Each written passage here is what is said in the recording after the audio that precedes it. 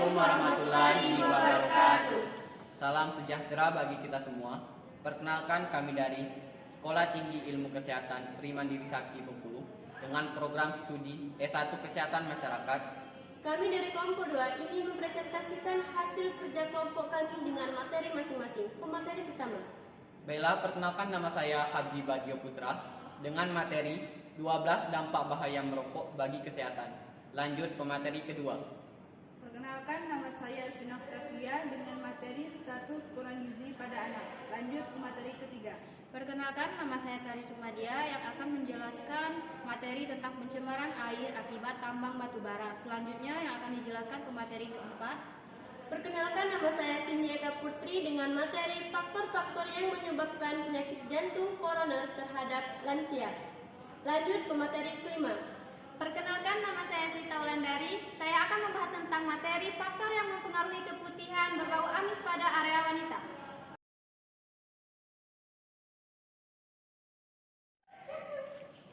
Assalamualaikum warahmatullahi wabarakatuh. Salam sejahtera bagi kita semua. Baiklah, perkenalkan, nama saya Habji Badio Putra dari program studi S1 Kesehatan Masyarakat dari kampus Tikes Tri Mandiri Sakti Bengkulu. Baiklah, saya sebagai pemateri pertama yang berjudul materi yaitu 12 dampak merokok bagi kesehatan. Langsung saja, definisi merokok. Merokok adalah suatu kebiasaan menghisap rokok yang dilakukan dalam kehidupan sehari-hari.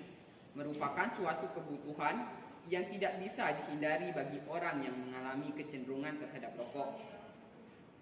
Rokok merupakan salah satu bahan adiktif, artinya dapat menimbulkan ketergantungan bagi pemakainya.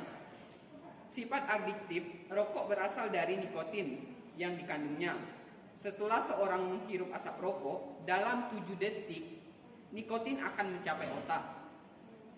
Bahaya rokok sudah banyak diketahui, tetapi masih banyak remaja yang menjadi perokok aktif. Kebiasaan merokok umumnya dilakukan pada saat usia remaja. Kebiasaan tersebut sebanyak 47%. Pada remaja usia 11 sampai 15 tahun adalah populasi laki-laki, sedangkan 12% adalah populasi wanita.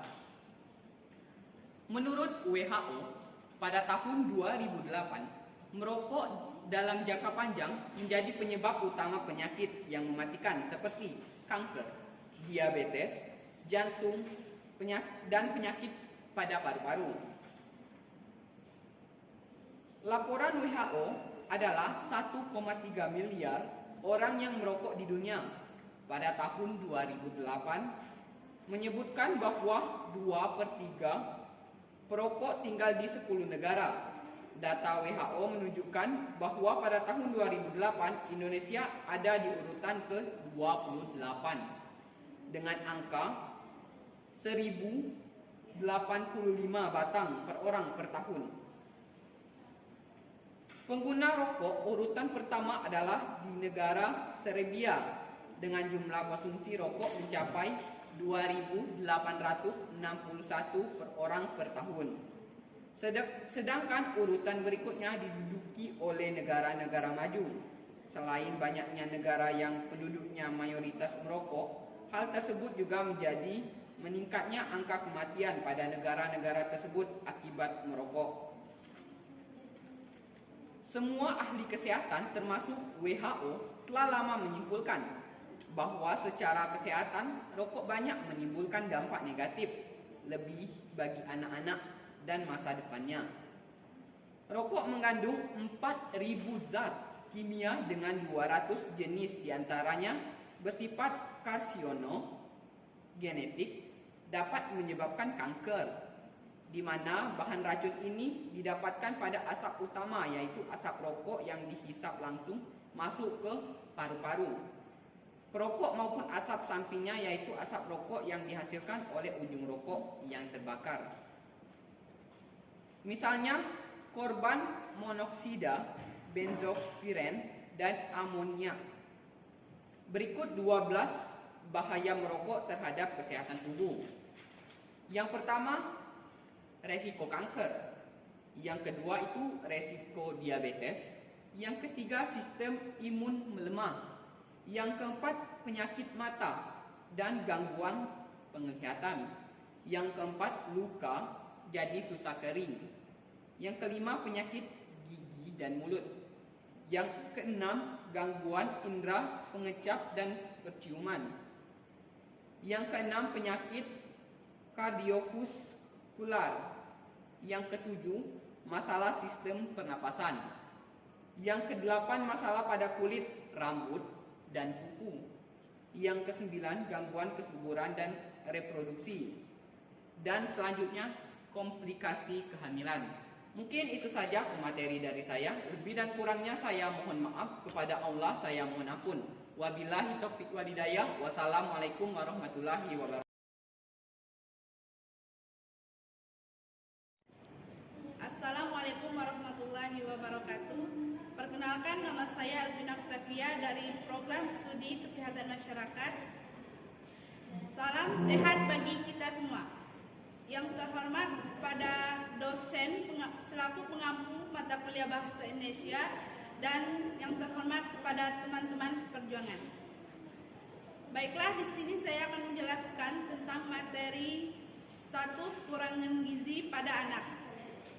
Status kurang gizi merupakan masalah malnutrisi yang menimbulkan perhatian khusus dan perlu penanganan sejak dini. Hal ini karena gizi dalam jangka waktu lama dapat mempengaruhi pertumbuhan balita dan anak, gangguan sistem imun dan resiko terkena penyakit infeksi meningkat serta resiko terjadinya kematian pada anak. Beberapa faktor yang menjadi penyebab terjadinya kurang gizi adalah kurang berat badan pada anak dan sering sakit karena kurangnya pengetahuan orang tua tentang gizi. Keadaan ekonomi keluarga, keadaan lingkungan, pola asuh orang tua, dan pemberian ASI eksklusif yang kurang pada sejak dini. Upaya penanggulangan kurang gizi memerlukan pendekatan dari berbagai segi kehidupan. Pencegahan dan penanggulangan gizi kurang tidak cukup dengan memperbaiki dari aspek makanan saja, tetapi juga lingkungan kehidupan, seperti pola asuh, tersedianya air bersih, dan kesehatan lingkungan. Gejala anak kurang gizi yaitu nafsu makan rendah, akan mengalami gagal tumbuh dilihat dari berat badan, tinggi badan, atau keduanya yang tidak sesuai dengan umurnya. Kehilangan lemak dan massa otot tubuh, kekuatan tubuh menghilang, sangat mudah untuk sakit dan terlihat lesu dan menangis secara berlebihan. Mengalami kecemasan dan kurang perhatian terhadap lingkungan sekitar. Sulit berkonsentrasi dengan baik dan proses penyembuhan luka sangat lama. 5 tanda anak kurang gizi yaitu 1. Berat badan kurang dari standar, kurus, dan tinggi badan yang tidak berkembang. Kekurangan vitamin dan mineral seperti vitamin A, zat besi, dan yodium, serta resiko komplikasi meningkat jika makanan tidak terkontrol dengan baik. Sekian presentasi dari saya. Bila ada salah kata, saya mohon maaf. Kepada Allah, saya mohon ampun. Saya akhiri. Wabillahi taufiq wal hidayah. Wassalamualaikum warahmatullahi wabarakatuh. Assalamualaikum warahmatullahi wabarakatuh. Salam sehat untuk kita semua. Kepada yang terhormat Ibu Novita Desiana, SPD MPD, selaku dosen pengampu mata kuliah Bahasa Indonesia, beserta teman-teman seperjuangan. Puji syukur marilah kita panjatkan kepada Allah Subhanahu wa Ta'ala yang telah memberikan nikmat dan hidayahnya kepada kita semua sehingga kita bisa mengikuti perkuliahan seperti biasanya. Salawat serta salam semoga tetap terlimpahkan kepada junjungan kita Nabi Muhammad SAW. Sebelumnya, perkenalkan nama saya Tari Sukmadia sebagai pemateri ketiga jurusan program studi S1 Kesehatan Masyarakat. Di sini saya akan mempresentasikan tentang pencemaran air akibat tambang batu bara. Yang pertama, saya akan menjelaskan apa itu pencemaran air. Pencemaran air adalah peristiwa masuknya zat atau komponen lain ke dalam perairan. Pencemaran air merupakan masalah global utama yang membutuhkan evaluasi dan revisi kebijakan sumber daya air pada semua tingkat. Pencemaran air juga suatu perubahan keadaan di suatu tempat penampungan air seperti danau, sungai, lautan, dan air. Kemudian, pertambangan. Pertambangan merupakan suatu bidang usaha karena sifat kegiatannya pada dasarnya selalu menimbulkan perubahan pada alam.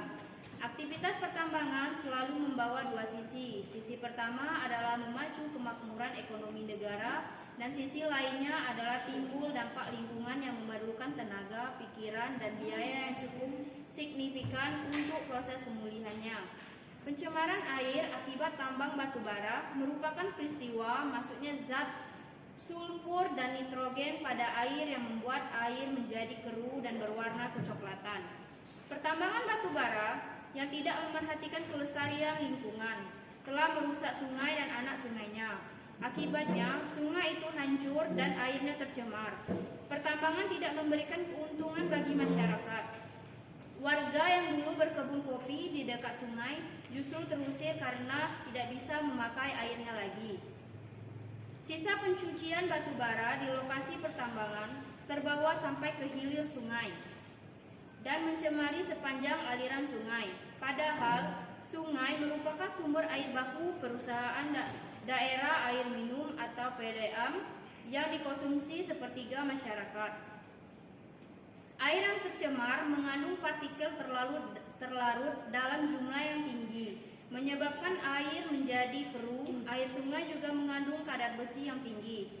Pencemaran ini membahayakan ribuan pelanggan PDAM yang setiap hari menggunakan air. Air yang tercemar dapat menyebabkan penyakit tipes, kolera, hepatitis, dan berbagai penyakit lainnya. Ekosistem sangat dinamis dan merespon perubahan lingkungan, bahkan yang terkecil sekalipun. Polusi air dapat menyebabkan seluruh ekosistem rusak jika dibiarkan tidak terkendali, termasuk ikan-ikan di sungai pun bisa menjadi mati dan air pun tidak bisa dikonsumsi lagi secara baik. Air penambangan secara langsung menyebabkan pencemaran air, yaitu dari limbah tersebut dalam hal memisahkan batu bara dengan sulfur. Limbah pencucian tersebut mencemari air sungai dan menyebabkan pendangkalan sungai akibat endapan pencucian batu bara tersebut. Adapun dampak negatif dan dampak positif dari pertambangan batu bara.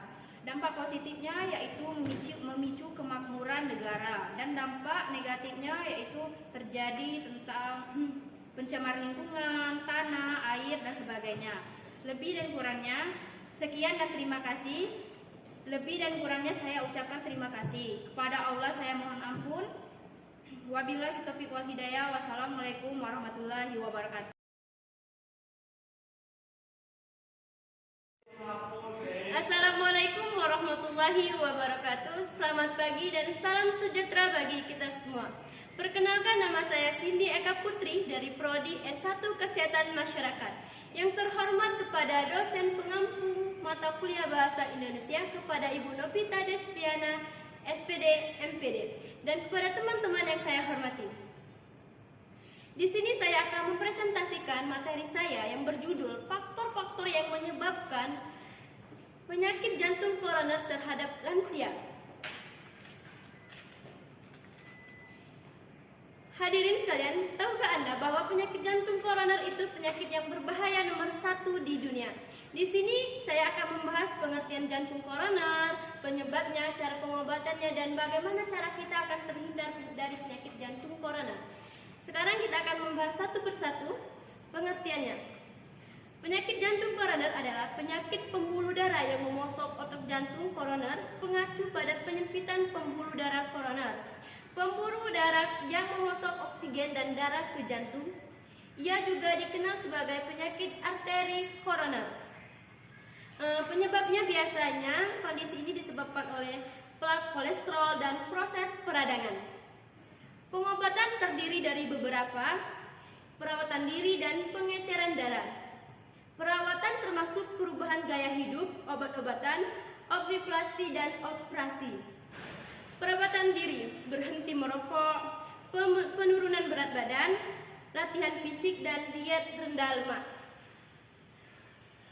Obat, statin, anti-koagulan, dan penghemat beta, dan lain sebagainya. Prosedur medis, ring jantung dan angioplasti, dan bedah, operasi bypass pembuluh darah koroner. Bagaimana cara kita akan terhindar dari penyakit jantung koroner? Yang pertama, berhenti merokok, membatasi konsumsi minuman beralkohol, mengelola stres dengan baik, mempertahankan berat badan ideal, dan menjalani pemeriksaan tekanan darah, gula darah, dan kolesterol secara berkala.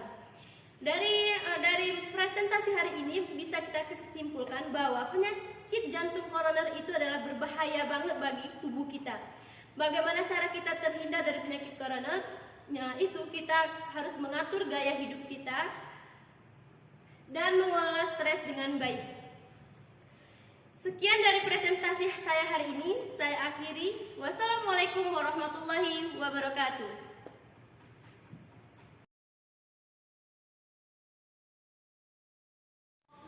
Assalamualaikum warahmatullahi wabarakatuh.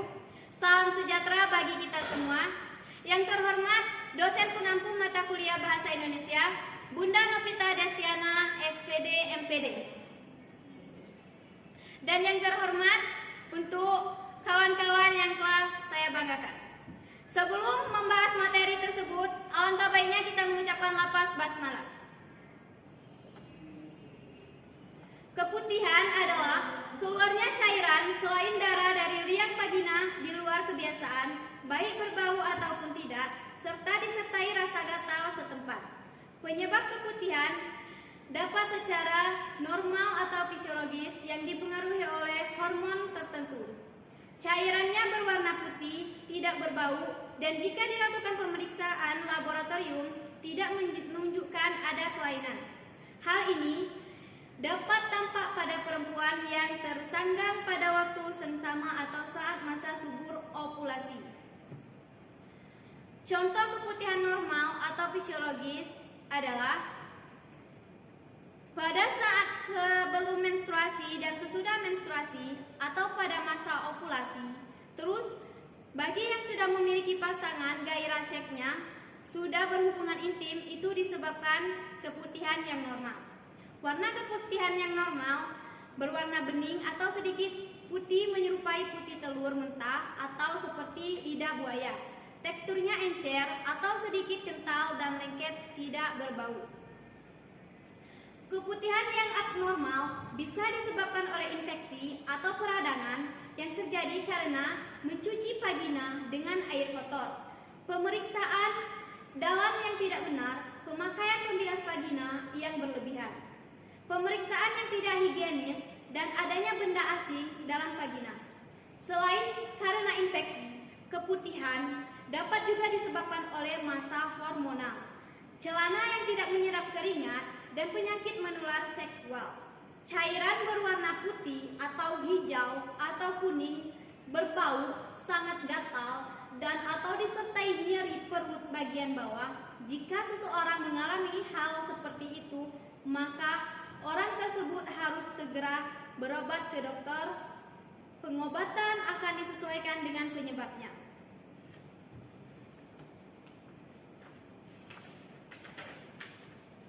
Biasanya, keputihan abnormal atau tidak normal disebabkan infeksi, jamur, atau gejala keganasan. Cara pembersihan atau pencegahan, kalian cukup melakukan rebusan air sirih, cukup menggunakan obat alami atau herbal, tanpa melakukan antiseptik A, antiseptik B, atau sebagainya. Jika sering melakukan kebersihan di sekitar kemaluan dan sering mengganti celana dalam, akan terinfeksi. Penyebab terjadinya keputihan tidak normal atau yang disebut dengan bacterial vaginosis adalah infeksi vagina yang paling umum. Jadi, penyebab keputihan abnormal atau BP bisa terjadi ketidakseimbangan antara bakteri baik dan jahat di dalam vagina. Oke, baiklah, cukup sekian dari pembahasan materi faktor penyebab terjadinya keputihan. Saya akhiri. Wassalamualaikum warahmatullahi wabarakatuh. Baiklah teman-teman, mungkin itu saja pemateri dari kami masing-masing. Lebih dan kurangnya kami mohon maaf. Kepada Allah kami mohon ampun. Wabillahi taufiq wal hidayah. Wassalamualaikum warahmatullahi wabarakatuh. Salam sehat.